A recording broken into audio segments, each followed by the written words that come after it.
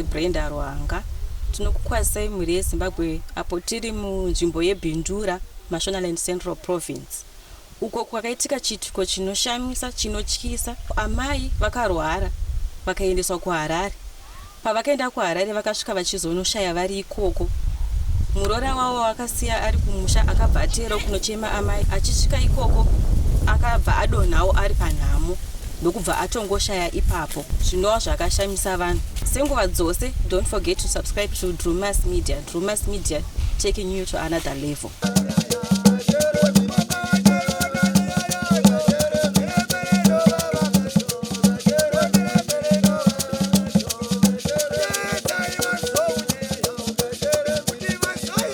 Zuwai mhuri yeZimbabwe, ini nonzi Farai Marore, ndinogara village rekwagwaza kwaMusiwa.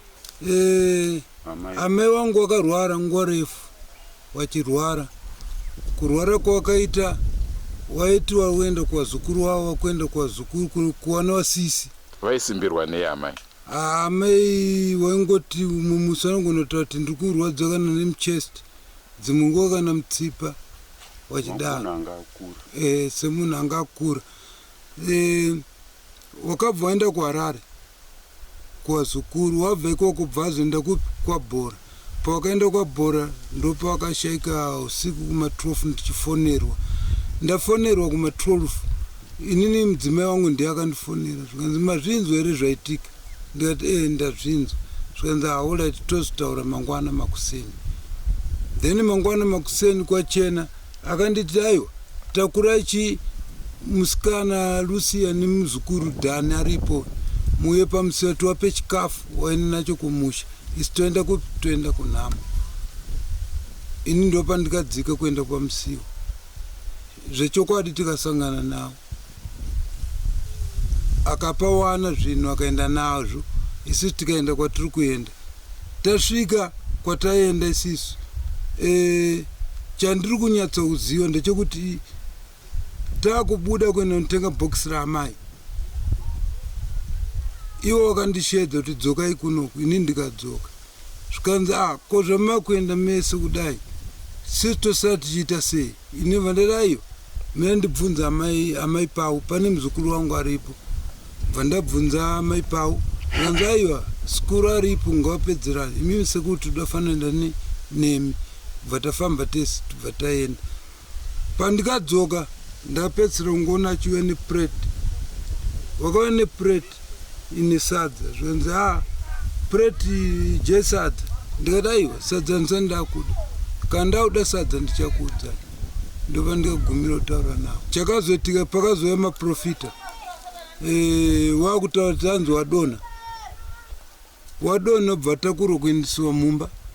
Waendesiwa mumba, pakazouya maprofita yaripo. Waita kuti aiwa wanomuka, imbomirai wahakira kuna amai wenyu. Pane zvamukaita here kuna amai wenyu, zvamukatadzira amai wenyu, nokuti amai wenyu wafa? Ndikati aiwa ini zveshuwa ndakawatadzira. Noti ini ndatora mari yavo $22 yawakatambira, ndikatenga zvataida kutenga pamba. Ndikatora nembudzi yavo futi. Sani vandaenda vandanoomberera ipo payapa zvavanga vanditaurira vanhu. But ndichidzoka mumba hapana chandikaona chimwe chinhu chakazoitika. Kusvikira makungwana makuseni, haini ndaingopinda. But ndazongoona kuti no, hapana munhu. Pakazouya wamwe wabatsiri futi, wakataura zvikanzi munhu atofa. Pamachizvoni pakauya maprofita. Maprofita aya kuti vazosvikira pakudonha, vanga vachivanamatira here kana kuti vakangotanga vadonha vega? Wakadonha wega. Wakadonha wega wobva waisiwa mumba. Waisiwa mumba imomo ndo pakazouya maprofita wakuti imbai ngatimbodai wamwe achiwapuma. But kusvika makuseni wakangodaro. Mudzimai wenyu kumusha kwake ndekupi? Kumusha kwake kuri kunoku, kumusha kwake ndekwamadzima. Pane village imwe iri pasaidi apa inonzi Madzima. Iye ainzi ani zita rake? Anonzi Christina Mako. Mako. ndewe muZimbabwe here kuti ndiwe kunze? Aya, ndokumalawi. Baba wacho ndokumalawi namai wacho ndokumalawi. Ininiwo futi ndobva kuMalawi. Amai wangu futi anobva kuMalawi. Aha. Saka zvaitika zvakadai, sekufungidzira kwenyu imimi, chii chinogona kunge chakaitika kumudzimai wenyu? Ya, inini manje zvinhu zviri kutondishungurudza kana pane ndakagara, nekuti dai anga achinzi ndamai wangu wafa waya, ndaiti ano zvinani aita sei wakura, nemarwariro yawaita ndaiona inini. Ndofunga wakatombobva ikoko kwabhora kukati, ndofunga ka2 titomboita zvekuvabereka kuenda navo kumba, umwe musi tikatohairwa mota kuvatakura futi kuenda navo kumba. But apa ini handisi kuziva, inini handisi kuziva, nekuti mudzimai wangu ini handina kana problem yandikaita naye. Pamwe pandikaramba sadza pamwe. Asi kuti mudzimai wenyu anga ine chirwere chaanga ainacho here, kudonha kwakanga kuri kwokuti anga here? Ya, maita basa baba. Munoona zvazvinoita. Inini umwe musi ndakaenda kwaMusiwa, ndadzoka mausiku kumba zvekuma9 ndisvika pamba, ndakaona wakarara mudining. Ndikati kosei marara munomu? Zvikanzi inini ndandatofa, ndanda kutorwara zvimwe zvisingaiti, musoro wangu kundirwadza zvimwe zvisingaiti, ndisaka ndakarara munomu. Ndikati wo, zvikanzi ndikati bva ndanyarara. Makuseni ndichimuka ndichivatarisa, aita kunge munhu arwara nguva refu, but yanga iri nguva idiki-diki. Zvakaoma. Saka kungofungidzira kwenyu semudzimai amaizana naye,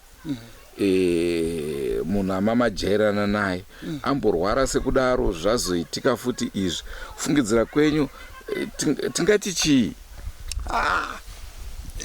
Zvinhu zvazvinoita mani, pane imwe nguva yekuti takagara tiri pamba because tashakirwa nemwana. Inini ndakaroora mukadzi uyu ane wana 3, inini handine wana 3. Ya, inibva ndatora wana waya ndikati anotirogara tese, bva tagara tese newana waya.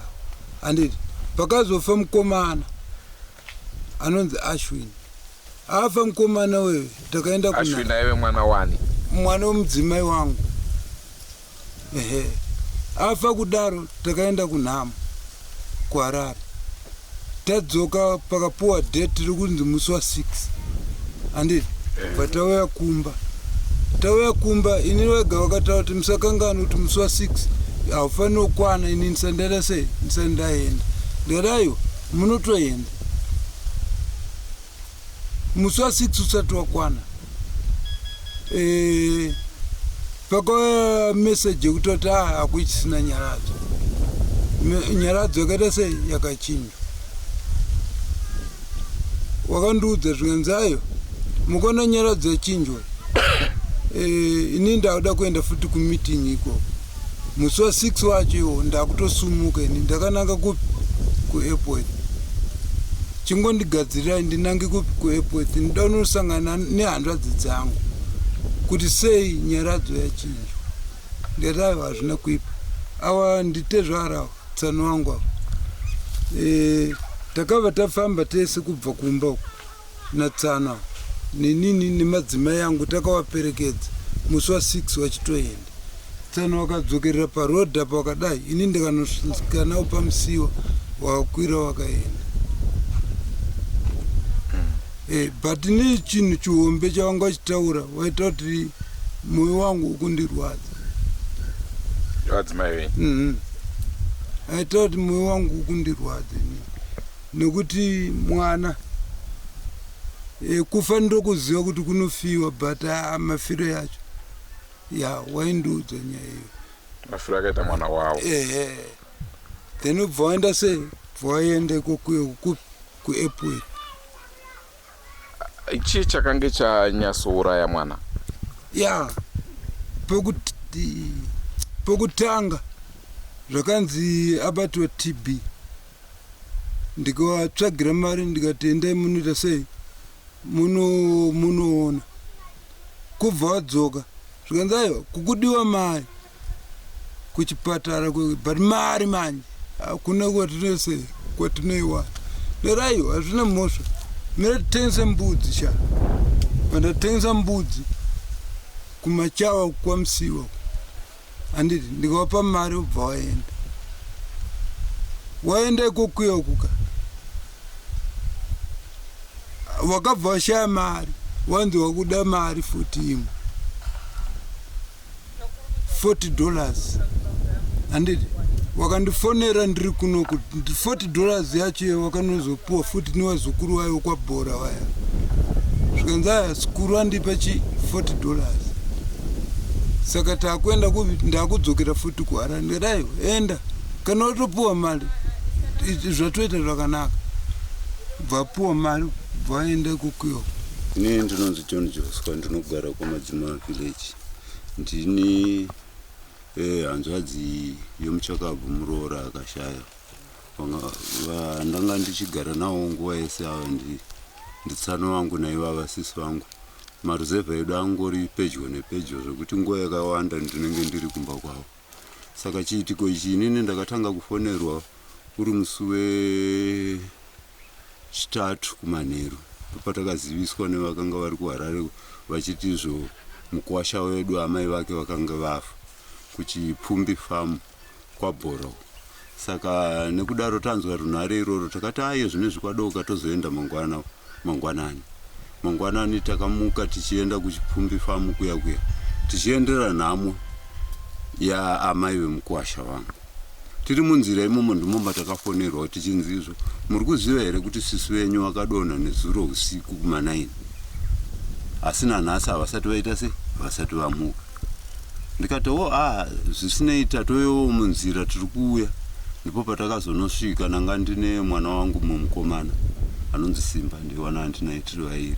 Tikatoti tamunzira taakutosvika. Nekusvika kwatakaita takabva taona munin'ina wangu last born mumba medu ariko ikoko achitoti izvo ndafonerwa. Saka ndabva ndatomhanya ari mangwanani. But situation iri uku zvinhu zvinomira zvakanaka. Sisi havasi kufema asi vari kunzi vari kudziya. Kune vabatsiri vati izvo tiri kubva kuHarare vechipostori. Saka ndo vandamirira vachiti izvo mwakati kakurumidza vanogona kubepura. Saka ndabva mukutaura naye zvokudaro ininiwo ndakasvika ndikaona chokwadi sisi vangu ndakaitawo zvandinoziva pachikuru kuti ukabata munhu zvakadai unonzwa chokwadi hana yanga isaroyo asi miri wangu uchiri kudziya. Saka taurirwa nkaitiwa maprofita kuti aiwa munhu achiri mupenyu pari zvinezvi asi pane zviri kuitika paari. Saka tikakurumidza kubata mwaka tinogona kumubatsira. Saka isusu takangomirawo tine hope iyo yekuti izvochi munhu achabatsirwa. Nezvisineiwo maprofita akauya pavakabata mutumba muchakabvu vakabva vati pari zvinezvi hapasina munhu aparara. Nokudaro tibva tatongotanga kuti izvo taakutoronga process yekuti tatove nechituna apa. Zvituna zvanga zvave zviviri zveamai vemukwasha. Ndo musi watakabva tavaviga ivavo tichisarirwa nechituna ichochi chasisi vangu. Ndipo patakazoronga kuti izvo zvino kunoku kwavari kuti vavigirwe kunoku ivo vane musha hazviite toenda kumusha. Ndipo pakatsvagwa motikari tikabva tavatakura tikauya navo. Wanga uri musi wechina kumanheru. Tauya navo takangoitawo process rekuchema munhu. Tachema munhu asi chiitiko chakazoitika chandinonyatsoona kuti zvinhu zvacho hazvina kuita zvakanaka. Pachivanhu chedu tinoziva kuti munhu paanoendeswa kumakuwa asati abuda mumba vanhu vanoita body viewing. Asi chakazoitika ndechekuti izvo vanhu vakazoti zvaitika mumba umo hazvisina kumira zvakanaka. Zvanzi vakanga vafuta zvokuti izvo vaibuda ropa zvokutoti chiso chavo changa chatochinja. Zvokuti izvo vakati izvo kuti vanhu vaone zvinhu zvakadai tiri kuona zvisingakodzeri. Isusu vamwe vacho tanga tiri kunoku kumakuwa izvi zvairongwawo nana mukoma vedu vakanga vari kupi vakanga vari kumusha ikoko. Saka vanhu vakazongorega kuchitarisa chitunha chechi ndopataka vangotakurwa vabva vazongonovigwa. Vavigwa kudaro munoziva kana tichigara muupenyu hwedu pane matsvagiridzo atinenge tichida kuita kuti kana kuti muchakabvu chii chakazoitika. Saka tanga taakutopindawo mugwara imomo tichiti izvo nyaradzo since yarongwa kunzizvo iriko musi wa10 August. Saka panguva iyoyiwo kana kuna vatinokwanisa kuwana vanokwanisa kuti vatibatsire kuti zvinhu izvi zvangoitika njere kana kuti pane zvazvinoreva, nokuti mukurarama kwedu chaiko chaiko sevanhu zvinhu zvinoshamisa kuti izvo panhu panzvimbo imwe chete pofira vanhu vairi. Saka zvinhu zvinobata zvakanyanyisa zvokuti izvo ndanga nditori nechishuwiro chokuti izvo dai ndaona vabatsiri vanokwanisa kutibatsirawo panyaya iyoyi, nokuti nanhasi unoyu hapana munhu akagara zvakanaka. Vanhu vese vakangobatikana, kana vemhuri vandakamira navo ipapo apa dai musina kuuya izvezvi handichitofunga zvekutouya kuHarare to make the situation worse. Sano wangu wakabva wasiwa vega, nokuti vazukuru vese vamwe vanenge vachienda kumabasa vanenge vasingagari kunoku. Saka apa ndiri kutomboedza kusesekedza mukwasha wangu ndichimunyaradza uko. Ndanga ndine mibvunzo inengangoita miviri. Pakarwara pakadona sisi venyu pakashayika here? Pasina kana chipatara chiri padyo here chekuti vange vachimhanyiswa kuti vabatsirwe, pane kuti mapostori angotanga kunamatira chete? Nekuti pakurwara kwemunhu hongo imwe inenge iri mweya yetsvina uyezve dzimwe nguva panenge paine chirwere chinenge chiine munhu asi asingazvizivi kuti ane chirwere. Chii chakatadzisa vanhu kuti vange vachimhanya kuchipatara? Zvinoitika kazhinji mukurarama zvinoenda nevanhu vanga vari panzvimbo. Isusuwo tanga tisati tasvika pakadona. Chipatara chingangonzi changa chiri pedyo ndiko kwabhora kwacho. Kubva ipapo zvokuti kana kuti dai uri usiku ihwo kwakatsvagwa motikari pamwe wakamhanya nawo kuchipatara zvaiita. Asi urongwa ihwohwo manje ndakaona kuti izvo pakashaya munhu akausumudzira. Vaingofunga kungoti pamwe zviya semunhu akambodona anogona kuzongomuka. Ndizvo ipapo pakakanganisika zvekuti izvo vanhu ava vanenge vasingazivewo kuti vanga vasingazivewo kuti kumhanya kuchipatara chinhu chakanaka. Mubvunzo wangu wepiri unoti vachizoitwa board viewing vanga vachinja kuita chii? Zvokuti izvo fesi yemunhu kuti ive iri kuita kunge zvinoita kumunhu kana kuti atsikwa kana kuti adhumwa plus chitunha. Isusu tichirarama tichikura zvinonzi chitunha hachibude ropa. Ichocho chakabva chatanga kubuda ropa ipapo nguva yekuenda kunhingirikini kunovigwa ipapo. Uyezve vakanga vanganzizvo vakanga vafuta zvokuita kuti mukofini chamo vanga vasisakwana. Saka zvakazongoitwa zvokusungiridzwa zvokuti izvo zvokutsindidzirwa kungonzi vakwane. Saka unenge uchitonyatsoona kuti pane zvinhu zvimwe zvinenge zvichiitika zvine maringe nechivanhu. Ndikufungawo kwangu pachivanhu kudaro. Kazhinji kacho munhu kana akafuta akachinja fesi, kazhinji kacho vanhu vanoti anga asina kumira zvakanaka, anogona kunge aibata mushonga. Hanzvadzi yenyu mazira munoita anga ari munhu anoita zvemushonga here? Zviro zvemushonga ndinotomureverera. Munhu wandakakura naye ndakagara naye kwenguva yakareba. Kana nemurume wake aidhauti kuti pangave pane zvinhu zvakadaro. Handizivewo kana nerweseri, asi nemagariro, nokuti shikuteo masikirets ake kwandiri zvakawanda zvaaigara akandiudza. Kuri kuti dai pane zvimwe zvakaitika zvine mushonga mukati dai akandiudza. Tini ndinonzi Paddington Chazia, muvakidzani naye wandinogara nawo pedyo kuno kuruzevha. Ndanga ndichishandira paStobart next door Chipfumbi. Nofunga ndaitomboenda pavakafira mbuya vekutanga. Ndaitenge nchimboenda hapo paitwa Nezi Shabini. Ndaitomboenda nchibva kubasa kwangu sivani wekumaraini wandogara nawo kunext door. Zishuwa pandakasvikapo vainzi ambuya vachauya kuno kuzombogara kuno kwasi vari kurwara. Ndobva ndazotumira mari anandambokwireta wangu ipapo ndikati kana nchinge ndapiwa mari yangu ndokupai mari yenyu. Sho ndakatumira kumana wangu wokubasa, vakasvika ipapo vakati muvaudze vai kuti ambuya vakazouya vari kurwara. Ndikati alright, kana ndaona mukana ndichaenda. Zvisinei kwakafonerwa maneja wangu wokubasa kunzi mbuya vashaya, asi haana kukwanisa kuzondizivisa zuva rero raakafonerwa, akazondizivisa ramangwana acho. Ndobva ndanyatsoona kuti mbuya zvishowo kumaraini kwandinogara kunext door vashaika. Saka ndoita sei kuti ndichienda ndisina chinhu hazviti. Ndobva ndaenda hangu ndataura nemurungu wangu, ndobva nditi aiwa enda hako unoita sei, unotsvaga makibhichi otakura uendesa parufu. Shuwa ndikabva ndaenda vandatenga 50 kg yangu yemakibhichi. Ndikubva ndaenda shuwa ndasvika pai, ndichisvika zvichinzi Murora akadonha kuma 10 kana kuti kuma 9, asina rizvino asati amuka. Ndikati kuchirudzii chiri kumboitika izvozvo. Pandakazosvika ndikasvikira mbuya vatenda kumakuwa. Ndikubva ndaenda kumakuwa ndobva ndatosvika vanhu vakutofushira. Ndikati zvisinei rufu. Pandakadzoka ikoko ndichisvika kunzvika zvingonzi ndikabvunza ndofunga mwana musikana wawo, mwana wababa wagara apa, zvichitonzi hama yezvinezvi hakusisina, vatofa. Ndikati hei kochiko, zvikanzi vakangoerekana vadonha. Ndikati zvisinei akomana, chinhu chikadai so chinhu zvakaoma chaizvo, kufa 1-2 pawani nzvimbo. Inini zvakandinetsa. Shuwo kuzosvika pari zvino ndofunga ndakatozokumbira mazuva. Ndikati sekuma next door kwangu hazvingaite kuti inini rufu rwese rwindidarike ini ndichigara kunext door.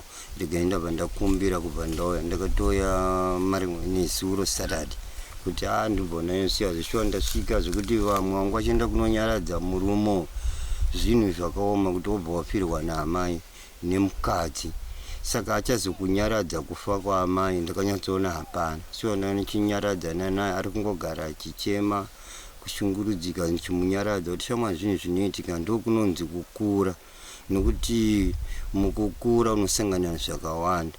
Izvi zvinhu zvinoitika, asi zvinhu zvinodawo kumboona kuti chii chakonzera kuti zvive zvinofamba zvakadaro. Ndichitombomupawo maadhivhaitaizi kuti anyararewo mukurwadziwa, kuti zvinhu zvinofanira kuda kuti organize, kuti uonewo kuti kana kune maprofita unozivawo anokwanisa kukutaura kuti zvinhu izvi zvakakonzerwa kana kudai nekudai nekudai nekudai nekudai. Inini ndinoitwawo Charlotte Tungadza.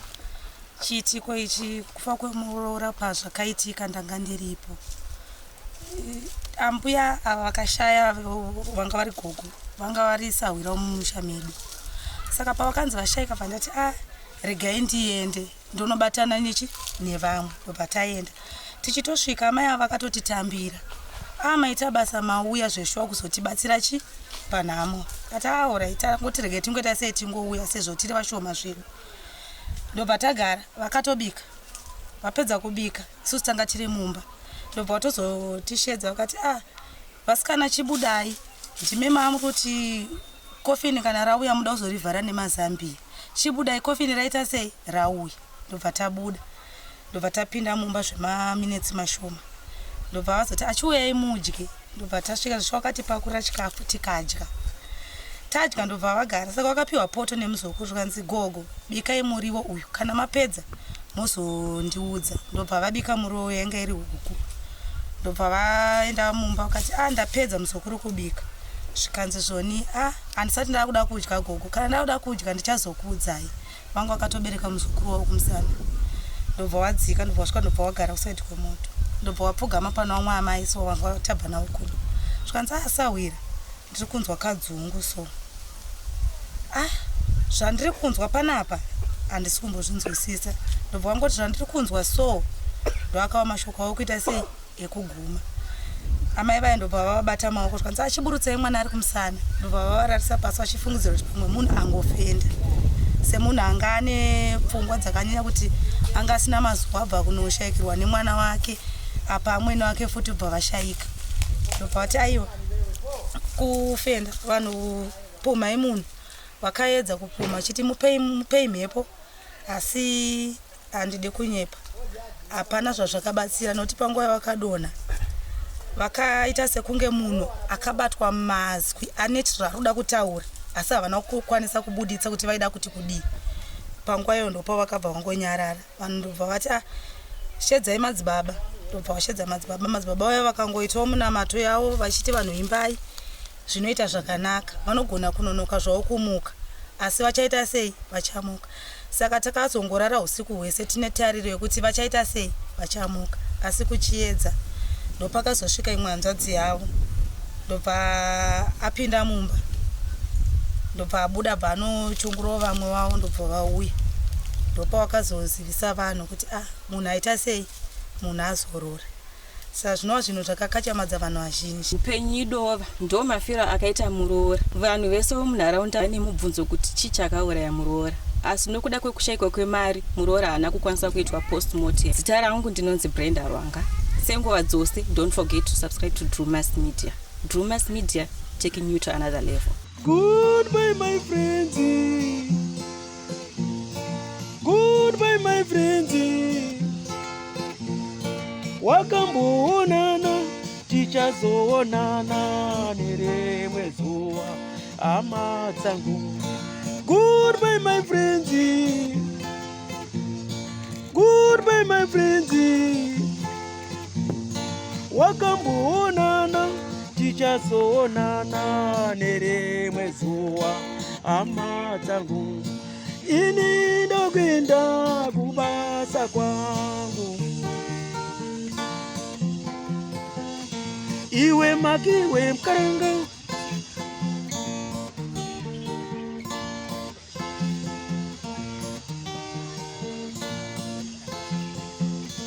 iwe makiwe mkaranga, iwe makiwe mkaranga.